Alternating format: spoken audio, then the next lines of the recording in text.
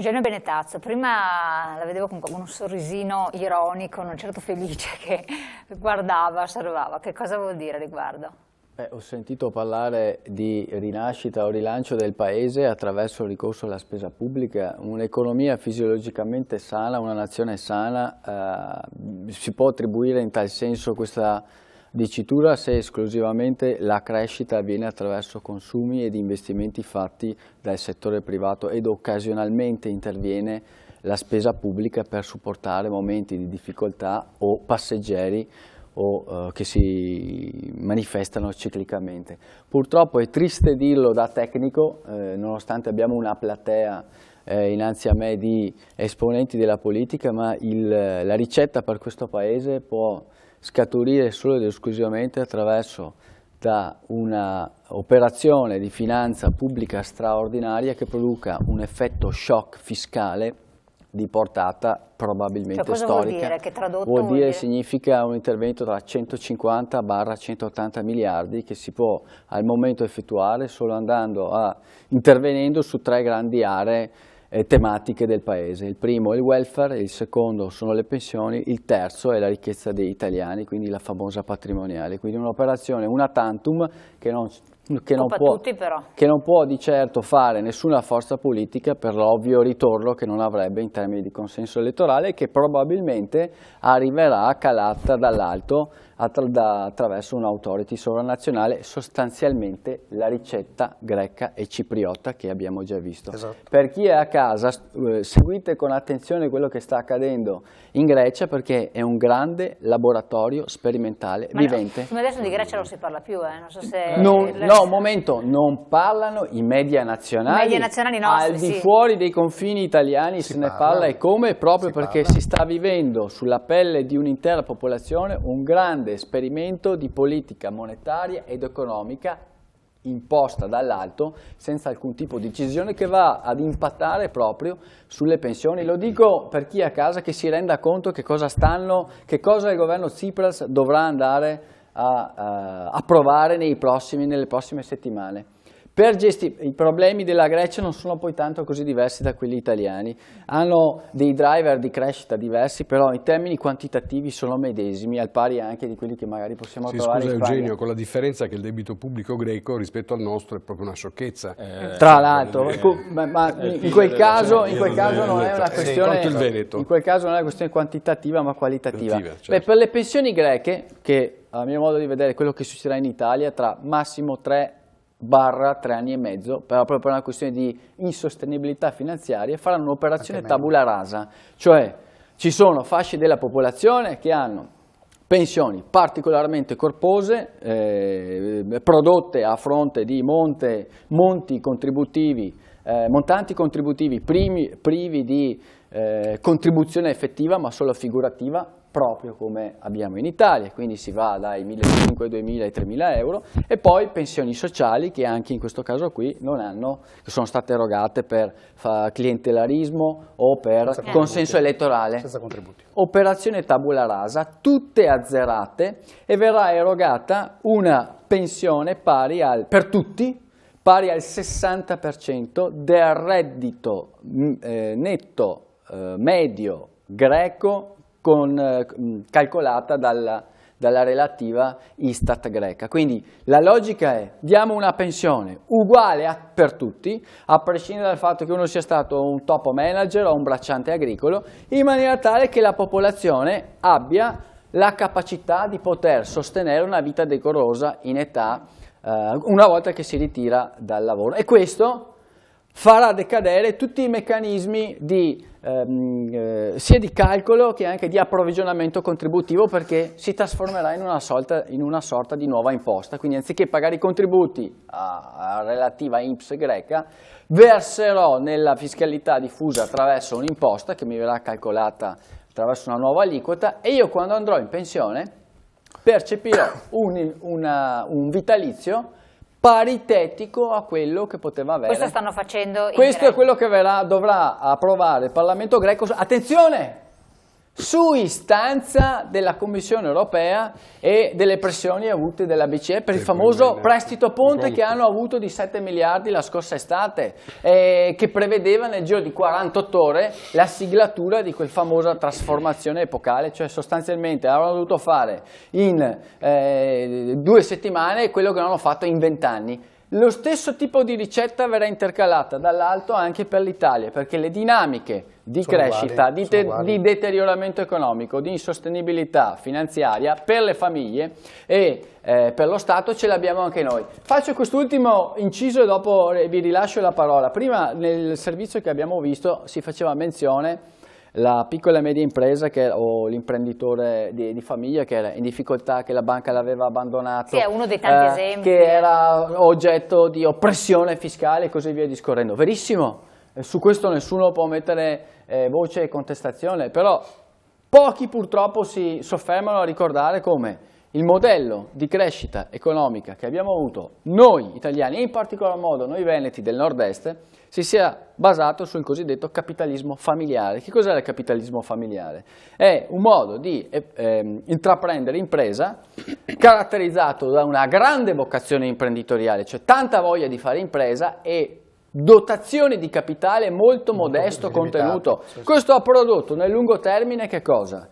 Aziende sostanzialmente sottocapitalizzate che hanno sempre avuto bisogno del partner finanziario configurato nella banca, non c'è mai stata volontà o spinta manageriale alla ristrutturazione interna proprio per gelosia tipica nostra dell'imprenditore italiano che dice no, se mi unisco al capannone che è di fianco posso triplicare il fatturato, cosa? Già mai, no. Questo orto è mio, non voglio dividerlo con nessuno. Terzo, purtroppo, qui c'è una mancanza, l'abbiamo anche, ne abbiamo fatto menzione anche prima, c'è una completa cecità da parte delle authority governo italiana, attuale governo, precedente, tecnico non ne parliamo, nel senso che non abbiamo esponenti in grado di formulare un programma di politica economica sul lavoro e un piano energetico nazionale sostenibile non da qua a un anno, da qua a 20 anni. La Cina per quale motivo sta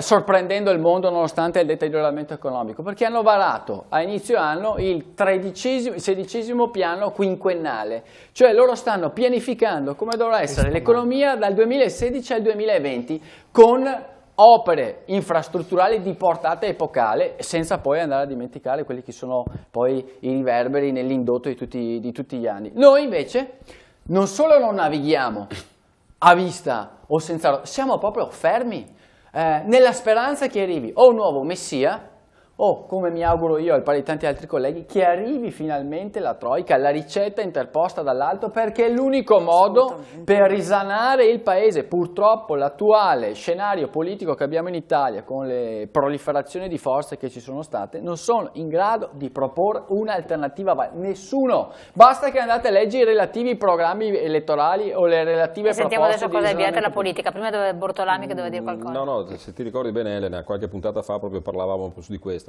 È mancato qui nel nord-est, parliamo del nord-est, no? Il capitalismo familiare, è mancata la formazione, cioè sì, la formazione non solo tanto del capostipite, perché il capostipite ormai magari è dei figli, perché poi ma dell'impresa in senso globale. Uno fa e l'altro distrugge, dicono, no? Se manca la formazione, ma la verità, io purtroppo ne ho viste di aziende così, E la verità è che non c'è la formazione per guardare avanti.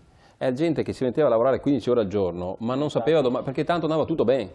Questa è la verità. E la cosa brutta, come ha detto giustamente Eugenio Benettazzo, che l'approvvigionamento delle nostre imprese avviene per il 98% tramite banca. Sottocapitalizzazione. E questo lì è un limite? No, non è il limite, perché invece andare a comprare le macchine e spendere in altre cose, l'altra volta l'avevo detto, dovevano capitalizzare le aziende, c'è sempre il periodo delle vacche grasse e le vacche magre. Le aziende, tante volte purtroppo, non è che vadano bene sempre. Ma se uno facesse anche un piccolo corso di economia politica o comunque economia, lo capirebbe, o si studiasse un attimino poi due cose che vai a fare l'imprenditore. Ma tu lo sai che 20 anni fa... Adesso non voglio denigrare nessuno, chiaro questo. Però purtroppo questo, il nord-est è caduto anche perché comunque i soldi c'erano. Dove sono andati a finire? macchine, Non sono ville, andate. case, yacht, eccetera. Dopo, altro non si può Però 20 anni fa le associazioni di categoria e le banche agli imprenditori, per me lo ricordo, le tacce per ricordano, ti dicevano: non spendere i tuoi soldi, non usarli così, comprati la casetta, la barca, le cose, eccetera, prendi quelli della banca, te lo insegnava Sì, l'associazione di questo è categoria. Capite? Esatto. Cioè, sia stato comunque, allora, sicuramente i nostri padri, quelli della prima generazione che hanno fatto il vero miracolo del Nord-Est, lavoravano, per carità, sottocapitalizzati, però con una forte spinta e lavoravano sul proprio, per cui rischio, diciamo così, molto molto limitato. E poi diciamo è stata la seconda generazione che ha cambiato modo perché le banche avevano bisogno comunque di fare, diciamo così, i loro budget fine anno, per cui diciamo erogaano il momento in cui si poteva erogare. Ed è stato, diciamo, un esempio maledettamente... È stata una distorsione del sistema. Distorsione, Assolutamente. esattamente. Ma comunque Politica, ci sono chiedo a molte voi. distrazioni in Italia, molte distrazioni, perché mentre si parla di altre cose in Parlamento e poi chiudo, No, infatti, no, assolutamente. stanno per essere, come dire, defunte o comunque stanno saltando all'aria una serie di imprese agricole. Io ne sto vedendo come consulente alcune, per via dell'olio, che sarà importato direttamente. No, ma sono tutti temi che si parla di marginalmente, ce ne sono altri importanti. L'economia si basa su questi fattori di produzione. Cioè, nel momento in L'economia cui reale di cui stiamo parlando, di un cui avremo politico bisogno. non capisce che ci sono dei fattori di produzione essenziali e la nostra sarebbe stata l'unica vera valvola di sfogo come paese, buttare tutto in politica agricola, in politica turistica, cioè cultura. Invece si è pensato e si continua a pensare a ben altro. E non è possibile bloccare quasi come fosse un Parlamento solo per parlare di riforme. La stepchild adoption. Quando poi per il resto non se ne fa Mi assolutamente sembra una niente. barzelletta. Pietro Grande, voglio sentire voi Esatto, politica alla luce di esatto. quanto è stato un po' anche delineato dai Ma nostri tecnici. l'inesistenza delle politiche economiche è stato sottolineato dai tecnici, ma è assolutamente un'opinione che condivido, che avevo già detto, ed è il risultato di una mentalità assolutamente miope di questo governo, che si sta perdendo a parlare di unioni civili piuttosto che Ma forse di dice altri. a noi, perché in realtà devi tenere conto che l'informazione purtroppo è quello che ti vogliono dire, noi non sappiamo realmente che cosa Ma accade. se Io per voglio mesi sperare noi che ci teniamo sia il Parlamento altro. fermo a parlare delle unioni civili, vuol dire che sta facendo quello, si sta occupando di quello e non di altro. La nostra emergenza non era quella, a mio avviso, ma comunque lasciamo perdere. Io mi auguro che veramente non accada quello che prospetta Benetazzo, e cioè che l'Europa ci imponga delle politiche di questo genere, per due motivi. Primo, perché mi auguro che il governo Renzi non ci sia più e ci sia un governo che abbia la possibilità di interloquire in Europa e se mi consenti cortesemente, Conte, grazie, e consenta di essere un interlocutore più forte e più credibile in Europa. E secondariamente che metta in atto delle politiche di riduzione dell'imposizione fiscale, che sono l'unica possibilità per l'Italia per poter ripartire. Ecco, fino a che l'Italia rimane qui, il governo anzi rimane qui ad attendere direttive dall'Europa, è evidente che non ne usciamo, fino a quando l'Europa non imporrà, come è successo con Monti, delle politiche assolutamente insostenibili, e ci ritroveremo al passo della Grecia. Uscire dall'Europa, ma guarda Conte, uscire dall'Europa non è una barzelletta, vuol dire ripensare a qual è il ruolo dell'Italia in Europa. No, è diverso questo, siamo un interlocutore, facciamo parte dell'Europa, o siamo supini schiavi di politiche immaginate in un contesto diverso, avulso da quello che è l'Italia. Allora, la Germania è ripartita, come mai l'Italia no? Ci saranno delle responsabilità del nostro governo. La Spagna è più facile. Certo, anche tutto il sud. Avete ancora la banca centrale loro, questo è il piccolo problema. Conte. Ma sono indebitati. Quando ce l'avevamo noi la nostra banca, tutte le Volkswagen, bravo. stampavamo denaro, eravamo in inflazione, ma continuavamo ad andare avanti. Adesso non ne possiamo più stampare Hanno un niente. debito più alto. Io stringerei un po' l'obiettivo, perché se guardo gli esempi che abbiamo qui in Regione, Veneto Sviluppo Mamma mia. Cosa fa Veneto Sviluppo? Veneto Una domanda Sviluppo così ha stupida. delle sofferenze legate proprio a errori di valutazione proprio su Veneto questo. sottosviluppo. Ecco, e allora è su questo che io non darei a parlare di strategie satellitari, spaziali, io guarderei il territorio e purtroppo il territorio ha visto dei fallimenti proprio legati a voler fare delle banche, delle istituzioni quello che non è il suo lavoro. Bravo. Allora è su questo che noi dobbiamo capire. Noi dobbiamo capire cosa deve fare ad esempio la regione per rilanciare l'economia. Questo che ci chiediamo, esatto. Cosa sta Questo facendo? stiamo chiedendo. Cosa sta facendo per Nel rilanciare piccolo, la quindi. competitività delle nostre aziende che ancora riescono per esempio, grazie la Regione Veneto Regione. ha cercato di proporre i costi standard che in Veneto sono i migliori su tutta l'Italia. Come mai il governo No, Renzi non ha sono utilizzato i migliori il criterio perché lo dice dei il Presidente. costi standard? Difatti- come mai, difatti adesso- come mai no, ne no, sono in parliamo? Ce lo Costituzione. chiediamo come Vediamo se mai verrà in un contesto in cui dobbiamo andare in spending review nessuno che si occupi, che non è un grande Voti il referendum, voti i costi elemento, standard. non Vota a è favore del un referendum, grande guarda, sono i costi standard sforzo. quelli. Come mai la regione Veneto ha delle eccellenze sanitarie che tutto il resto del paese Tipo? non No, hanno? quali sarebbero i costi standard? Guarda, Ma di che cosa eccellenza, stiamo parlando? adesso ha Non sarebbe proposto una stato. riforma della sanità perché Disastro, non funziona. un disastro, una roba Io faccio una devastante. riforma quando non funziona. L'azienda zero, già il nome è suggestivo perché zero è negativo per me, Certo. quindi già il nome è Zero negativo. salute. Tu che eri con noi e poi sei di là a seconda di quello che ti fa comodo, cambi opinione. io purtroppo Non una, entriamo nelle ho una strade, testa però. pensante, No, qualcuno no, tu vuole hai invece una casacca scandalizzare in funzione anche di quelli chi che ti ha in serve. giunta. La giunta non è che No, ma non entriamo nel in questo momento di personalistico, se no non ne capacità. finiamo più. Io ritengo che effettivamente ci deve essere una capacità anche di decidere e purtroppo anche in Veneto vedo che non si prende una decisione. Si è voluto commissariare qualsiasi ente, ormai si commissaria tutto perché è di moda.